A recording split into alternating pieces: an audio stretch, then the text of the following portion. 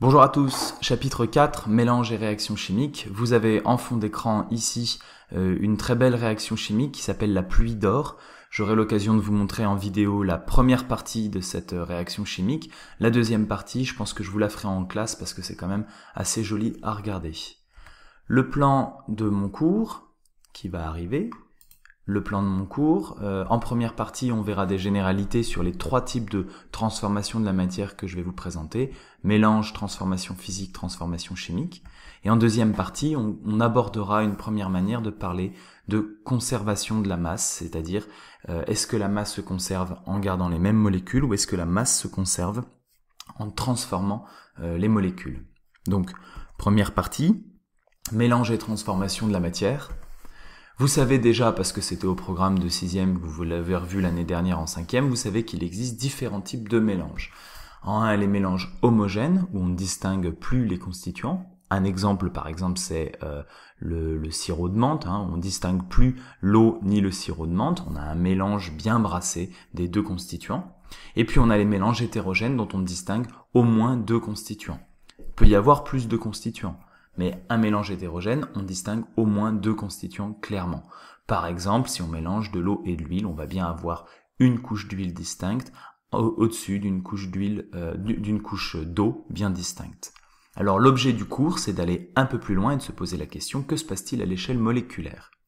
Si on commence par les mélanges, un mélange homogène, ça peut être modélisé de cette manière-là.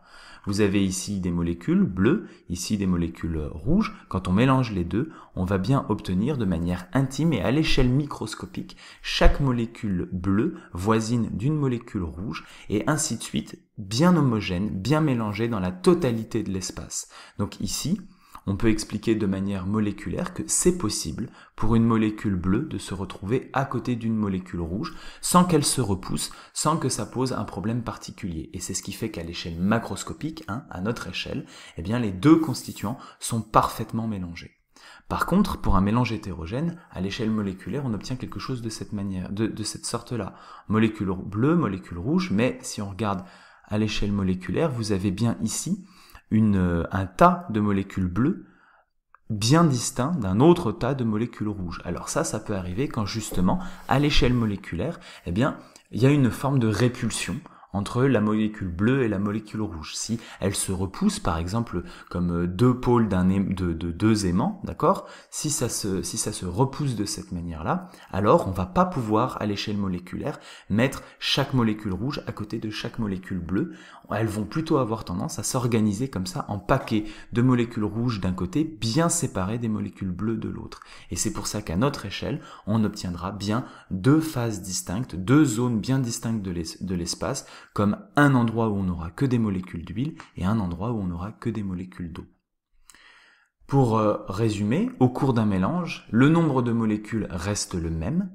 Les molécules ne sont pas transformées, la seule chose qui est changée, c'est l'organisation des molécules dans l'espace. On peut élargir ces notions-là à ce qu'on appelle des transformations physiques. Alors, les transformations physiques de la matière, comme définition, on va dire que ce sont des modifications de l'organisation des molécules. Exemple, qui va nous permettre d'aller un peu plus loin qu'un simple mélange, la dissolution, c'est une transformation physique. Si je mets un morceau de sucre dans l'eau, je vais avoir quelque chose que je peux modéliser de cette manière-là. En rouge, les molécules de sucre, vous voyez que j'ai un solide, une belle organisation de chaque molécule de sucre, liée à une autre molécule de sucre, et puis tout ça baigne dans l'eau, dans les molécules d'eau que j'ai représentées ici. Par dissolution, qu'est-ce qu'on obtient ? On obtient qu'on va séparer les différentes molécules de sucre les unes des autres pour les répartir de manière homogène au centre, au milieu des molécules d'eau. Et ici, ça veut dire que chaque molécule de sucre accepte, entre guillemets, d'être voisine d'une molécule d'eau et qu'on n'a plus de lien particulier entre les différentes molécules de sucre. Donc ça, vous voyez que c'est bien une transformation physique, puisque ici, j'ai 8 molécules de sucre, ici j'avais bien 8 molécules de sucre, je n'ai fait aucune transformation des molécules en elles-mêmes, donc j'ai bien les mêmes types de molécules et le même nombre de molécules au cours de cette transformation physique. Un autre exemple, les changements d'état. Ça, ce sont des transformations physiques que vous connaissez depuis longtemps. Si je prends par exemple un solide, là vous voyez que j'ai des molécules qui sont bien en contact, bien liées entre elles et bien organisées. C'est la représentation moléculaire d'un solide. Si je passe à un liquide, je prends exactement le même nombre de molécules, je prends exactement les mêmes molécules, je ne les transforme pas. Mais ce que je change, c'est que je les mets en contact, mais que je leur permets de glisser les unes par rapport aux autres, de ne plus être fermement, étroitement liées et bien organisées à l'échelle moléculaire. Et puis si je passe à un gaz, je prends exactement les mêmes molécules et le même nombre, simplement elles ne sont plus en contact, elles sont agitées, elles s'entrechoquent les unes les autres. Mais au cours de ces transformations physiques, j'ai bien gardé les mêmes molécules et le même nombre de molécules. C'est donc bien une transformation physique. Donc, pour résumer, lorsqu'un matériau subit une transformation physique, le nombre de molécules reste le même et les molécules ne sont pas transformées. Seule l'organisation des molécules est changée. Pour une réaction chimique, c'est quelque chose de plus compliqué. Pour une réaction chimique, lors d'une transformation chimique, je vais faire réagir des molécules ensemble pour former des nouveaux types de molécules. Les molécules qui réagissent entre elles, elles vont disparaître en tant que telles, donc elles sont consommées.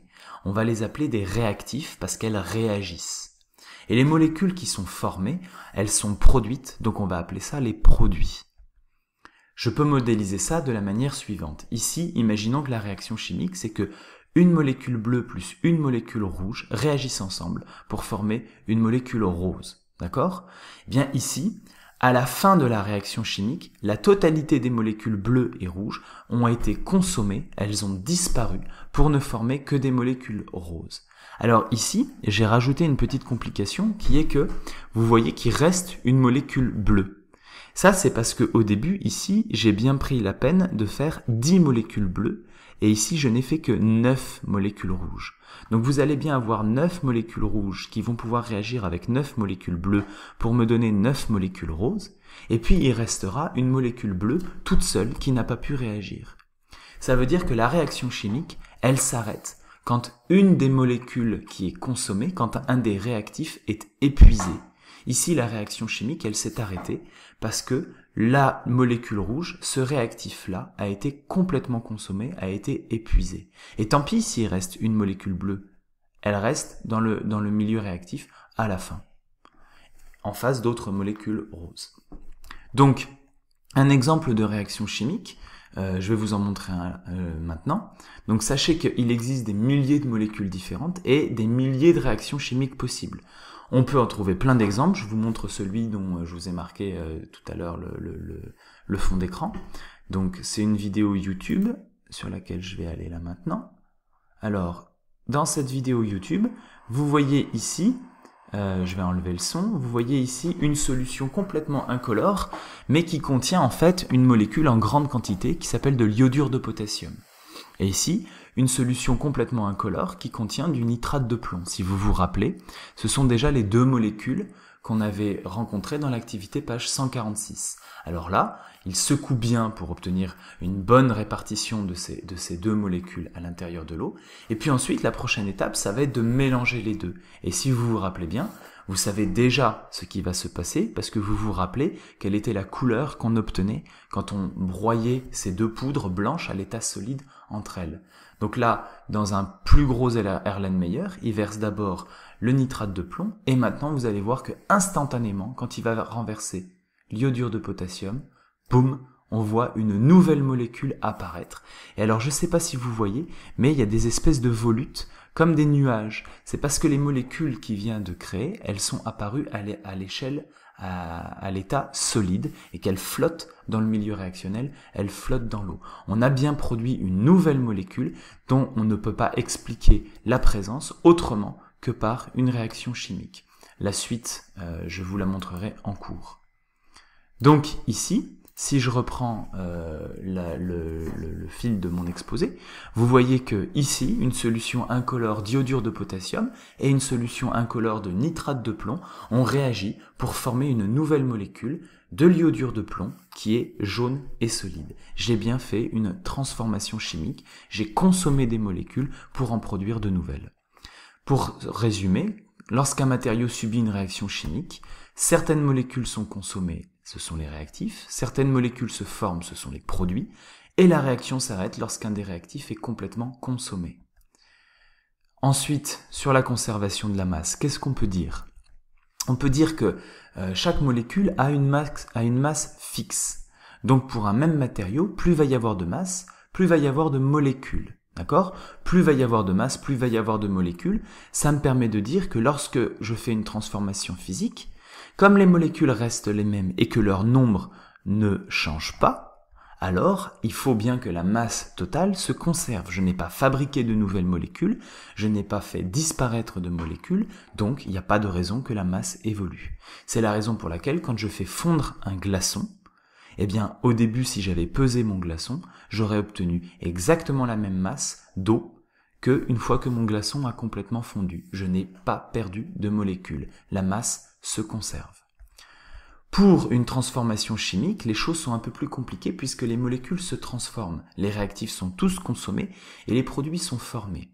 On verra cette complication un peu plus dans le prochain chapitre, mais il y a quelque chose que je vous demande d'admettre pour l'instant, c'est que on ne peut pas créer de nouvelles matières à partir de rien. Si je parle de 1 gramme de réactif, il faut bien que la totalité de cette masse de réactifs, même si les molécules elles sont transformées, il faut que cette masse elle se convertisse en masse de nouvelles molécules. Et donc à l'échelle moléculaire, on va bien avoir une transformation des molécules, mais ça ne va pas changer le résultat. À l'échelle globale, au total, la masse totale de matière se conserve, puisque la totalité de la matière des réactifs a été convertie en matière des produits. Voilà, c'est tout pour cette fois. On verra les exercices en cours, et puis on verra la suite au prochain chapitre. Au revoir.